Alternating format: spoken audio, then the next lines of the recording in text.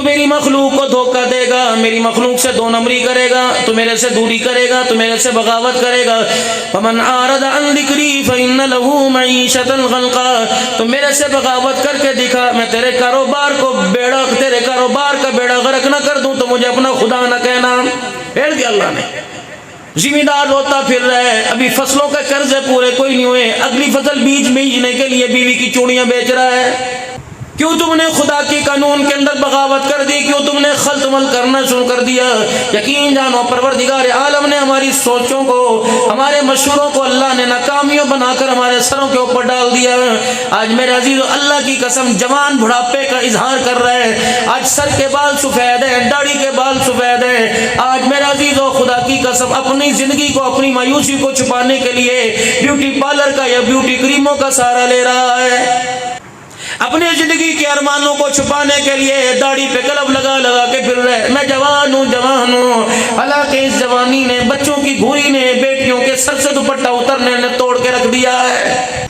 جس مکان کے ہر کمرے میں تو نے اے سی لگایا، جس مکان کے ہر کمرے کے اندر تو نے بہترین قسم کی پینلنگ کرائی، سیلنگ کرائی، ہر مکان کے کمرے کے اندر تو نے بیڈ بچھایا، ہر کمرے کے اندر ٹھنڈی ہوا والی مشین لگائی، مجھے پھر بھی ایمانداری سے بتا، اتنی سہولت ہوتے ہوئے، سولر ہوتے ہوئے، یو پی ایس ہوتے ہوئے، جنریٹر ہوتے ہوئے، دونوں طرف کی میٹر سے بجلی لے رکھی ہوتے ہوئے، پھر بھی تو 4 گھنٹے چائے والے ہوٹل پہ کیوں بیٹھا ہوا ہے؟ 4 بیٹوں کا باپ ہے، ساری رات دروازے پہ بیٹھ کے گزار رہے، 4 بیٹیوں کا باپ ہے، تو نے سمجھا بیوی خوبصورت لاؤں گا سکون آئے گا، اللہ نے کہا لے، تو نے کہا بیٹے ہو گئے تب سکون آئے گا، اللہ نے کہا لے، کہا بیٹی ایک ہی اچھی، اللہ نے کہا لے، کہا مکان اچھا بنے گا سکون آئے گا، دروازے پہ موٹر سائیکل گاڑی آئے گی سکون آئے گا، دونوں خصوں میں جیبوں میں پیسہ آئے گا سکون آئے گا، لاکھ روپے کا موبائل ہاتھ میں آئے گا سکون آئے گا، نماز اچھے ملیں گے سکون آئے گا، بیٹوں کا رشتہ اچھی جگہ جو ہوگا، بہویں اچھی آئیں گی سکون آئے گا، فریج کھانے فروٹ سے بھرا پڑے گا سکون آئے گا۔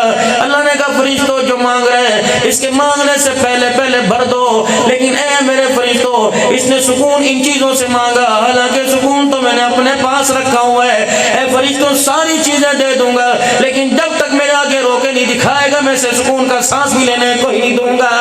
کتنے بے مروت ہیں، کس کا کھا رہے ہیں، کس کا پی رہے ہیں۔ وہ لوگ 8 دن کے بعد جمعے کی نماز پڑھنے آتے ہیں، ابھی امام صاحب سلام پھیرتے ہیں، خدا پاک کی قسم اتنی جلدی خدا کے گھر سے بھاگتے ہیں، اپنا جوتا پہننے کے بجائے دوسرے کا جوتا پہنتے ہیں۔ اللہ کہتا ہوں ادھر آ جا، مسجد کے اندر میں نے اپنے آنے کا حال دیکھا، جمعے کا خطبہ شروع اس وقت جلدی آیا، چپلی کئی پھینکی، اللہ کی جوتوں پہ گندے جوتے رکھے، وضو کیا، آدھا پچادا وضو کیا، مسجد کی ٹوٹیوں کے پاس کھڑے ہو کے خطبہ سن رہے، نماز پڑھی، کبھی جگہ صاف تلاش کر رہا ہے، کبھی مٹی والی جگہ پہ نماز نہیں پڑھتا، کبھی پنکھے کے نیچے کھڑا ہوتا ہے، کبھی چھوٹے بچوں کو یوں کر کے پکڑتا ہے، کبھی بڑوں کو دھکے دے کے نیت باندھتا ہے، سلام پھیرتے چلا جاتا ہے، سلام پھیرنے سے پہلے نماز کی حالت میں موبائل بجتا ہے، یہ جیب سے نکال کے دیکھتا ہے، بیوی کا فون آیا، یار میرا انتظار کر رہا ہے، فون آ رہا ہے، رب کعبہ کی قسم سلام پھیرتا ہے، امام صاحب آیت الکرسی پوری ہی پڑھتا ہے، یہ مسجد کے اندر سے نکلتا ہے، موٹر سائیکل پہ کک مار کے جاتا ہے، فرشتہ دروازے پر اعلان کرتا ہے، اوے خدا کے باغی تو خدا کو سجدہ کرنے آیا تھا یا ان ارادوں سے خدا کو ڈرانے کے لیے آیا تھا؟ کیا تھانے کے اندر جائے گا تیرا یہ انداز ہوگا، میونسپل کمیٹی میں جائے گا تیرا یہ انداز ہوگا، اپنے بڑے کے سامنے کھڑا ہوگا تیرا یہ انداز ہوگا، اپنے استاد کے سامنے تیرا یہ انداز ہوگا، اپنے پیر کے سامنے تیرا یہ انداز ہوگا، تو کتنا بڑا باغی ہے، تو کتنا بڑا اللہ کا نافرمان ہے، تو کتنا بڑا دھوکے باز ہے۔ جانور کے آگے 4 گھنٹے کھڑا ہوتا ہے لیکن خدا کے آگے 10 منٹ کھڑے ہونے کو تیار نہیں، پھر میں سے نکال کر مارتا ہوا جہنم میں لے جاؤں گا، پھر میں تجھے کہوں گا ما سلککم فی سقر، بتا میرا بندہ، میں نے تو تجھے اللہ اکبر ایک تیرا رشتہ اپنے ساتھ جوڑا، بندہ بنایا، ایک رشتہ مدینے والے کے ساتھ جوڑا، امتی بنایا، ایک رشتہ تیرے قرآن کے ساتھ جوڑا، ایک رشتہ مکے مدینے کے ساتھ جوڑا، رشتہ تیرا ماں باپ کے ساتھ جوڑا، حلالی خاندان کے ساتھ جوڑا، عزت آبرو پر رکھنے والے لوگوں کے ساتھ جوڑا، ما سلککم فی سقر، اذان نماز کے ساتھ تیرا رشتہ جوڑا، حج کے ساتھ تیرا رشتہ جوڑا، احرام کے ساتھ تیرا رشتہ جوڑا، کسی کے رشتہ دار خالہ بنے گی، کسی کے رشتہ دار مامی ماسی بنے گی، تیرا میرا رشتہ نماز کا، تیرا میرا رشتہ روزے کا، تیرا میرا رشتہ حج زکات کا، تیرا میرا رشتہ صدقے خیرات کا، ما سقر. SP کا بیٹا ہو کے ناکام نہیں ہوتا. اللہ اکبر. DIG کا بیٹا ہو کے ناکام نہیں ہوتا. علاقے کے اندر 400 ووٹ لینے والے کونسلر کا بیٹا ہو کے ناکام نہیں ہوتا. یہ کیسا انسان ہے. ما سلککم فی سقر. تو خدا کا بندہ ہو کر آج میدان محشر میں کیوں ناکام ہو گیا ہے؟ جواب دے اس کا. 2 بجے رات کو بتی چلی گئی, 4 بجے آوے گی, 5 بجے آوے گی, 5 بجے تک جاگتا رہتا ہے. جب نماز کے سجدے کی باری آتی ہے پتہ نہیں تیری آنکھ کیوں لگ جاتی ہے. اس کا مطلب ہے تیرے کمرے میں AC تو موجود ہے لیکن تیرے سینے کے اندر ایمان موجود کوئی نہیں. دو جواب. ما سلککم فی سقر اخسؤوا فیہا ولا تکلمون. چلو آؤٹ. نکلو کمرے سے باہر. عرضی نہیں دیکھوں گا, تیری سنوائی نہیں سنوں گا, تیری سفارش میں قبول نہیں کروں گا. ملء الارض ذهبا ولو افتدى بی. پوری روئے زمین کو سونے چاندی سے لا کے بھر دے, میں دیکھنے کے لیے تیار کوئی نہیں. آؤٹ. میں تیری فائل کو تیرے منہ پر مار دوں گا. نکل نکل نکل. پھر جب جہنم کی آگ کے انگاروں میں کھڑا کروں گا. ما سلککم فی سقر. بتا بتا کون سی چیز تجھے یہاں لے کے آ گئی؟ تیری گلی میں 4 مسجدیں ہوا کرتی تھی, تیرے گھر کے سامنے بنات کا مدرسہ, تیری دیوار کے پیچھے بنین کا مدرسہ, پھر بھی تیرے بچے قرآن کی بغاوت کر گئے. ما سلککم فی سقر.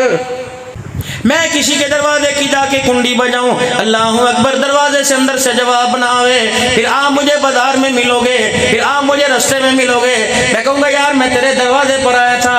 اللہ اکبر. او نہیں تو نہیں آ سکتا. ہاں میں آیا تھا. نشانی تیرے کونے پر یہ دکان ہے, تیرے مکان کے دروازے کے ساتھ یہ, اس وقت تیرے مکان کا دروازہ ٹوٹا پڑا تھا, فلانے کا اسٹار لگا. اچھا آپ میرے دروازے پر آئے تھے.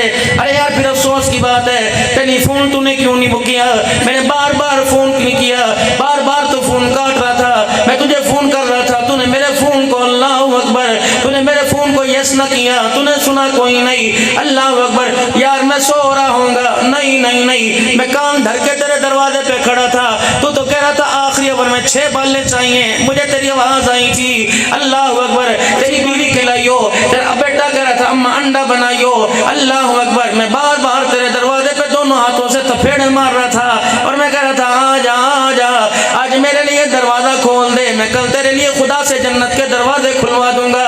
لیکن تو نے اپنا دروازہ نہ کھولا.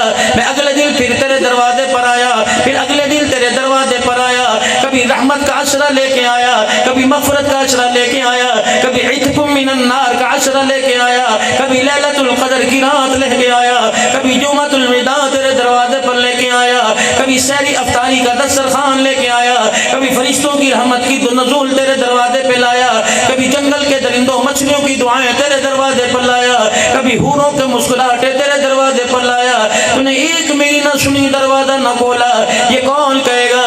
یہ اللہ کا قرآن کہے گا, قیامت کے دن کہے گا الہی رمضان کا چاند نظر آیا, میں نے یہ نہیں دیکھا امیر غریب ہے, میں نے 2 طرفہ معاملہ کیا, 1 طرفہ نہیں کیا. میں نے یہ نہیں دیکھا ریڑی بان ہے, میں نے یہ نہیں دیکھا یہ سیدوں کا گھر ہے, میں نے یہ نہیں دیکھا میں کشمیریوں کا گھر ہے. الہی 9 بجے میں ان کے دروازے پہ چلا جاتا تھا, 8:15 بجے میں دروازے پہ جاتا تھا. اللہ میں روگی بھی ان کو دکھاتا تھا, میں دھاڑے مار مار کے بھی دکھاتا تھا, تیری رحمت کی میں بہاریں بھی ان کو دکھاتا تھا. میں انہیں نیکیوں کا لالچ بھی دیا کرتا تھا, میں جنت الفردوس کا لالچ دیا کرتا تھا. الہی 30 دن تک 1.25 گھنٹہ میں ان کا دروازہ بجاتا رہا. الہی جنہوں انہیں اللہ جس طرح انہوں نے میرے لیے دروازہ نہیں کھولا, آج دیکھنا بھی گوارا نہ کر. رب کعبہ کی قسم ہے, پھر تو پیر و ولی استاد اور شیخ و سید ہو, اس دن اللہ تیری میری بھی سنے گا, اپنے قرآن کی سنے گا, اور اعلان کرے گا جس طرح انہوں نے تیرے لیے دروازہ نہیں کھولا, آج میں ان کے لیے رحمت و جنت کا دروازہ نہیں کھولتا. ما سلککم فی سقر. پھر پوچھا جائے گا یہ تو تمہارا ڈیرا نہیں تھا, تمہارا ڈیرا تو وہ تھا یقوت کے موتیوں کا تھا, تمہارا ڈیرا تو اللہ اکبر شنیل کی رضائیوں بستروں کا تھا, تمہارا ڈیرا تو 70 حوروں کی خدمت گاریوں کا تھا, تمہارا ڈیرا تو وہ تھا. تیرے بوئے کے آگے سے شراب کی نہریں جا رہی تھی, تیرے بوئے کے آگے سے پاک نہریں جا رہی تھی, دودھ کی نہریں جا رہی تھی. یہ کہاں آ کے پڑ گیا کہ اللہ اکبر جہنمیوں کے نیچے پیشاب والی پخانے والی جگہ سے جو گند نکالا جا رہا ہے وہ تجھے پلایا جا رہا ہے. یہ کہاں آ کے پڑ گیا؟ جہنمیوں کو جو مار پڑتا اترتی ہے, کھلڑی اترتی ہے, اس میں پیپ بنتی ہے, وہ تجھے بلایا جا رہا ہے. حالانکہ اللہ اکبر تیرے لیے تو شراباً طہورا کا وعدہ کیا, تیرے لیے تو زنجبیل کا وعدہ کیا. یہ کہاں آ کے تو پڑ گیا؟ اللہ اکبر. پھر تیرے میرے پاس کیا جواب ہوگا جب خدا کا قرآن کہے گا ما سلککم فی سقر؟ بتائیے اتنی خدا کی نعمتیں چھوڑ کے یہاں کے کیوں پڑ گیا ہے؟ کیا جواب ہے ہمارے پاس؟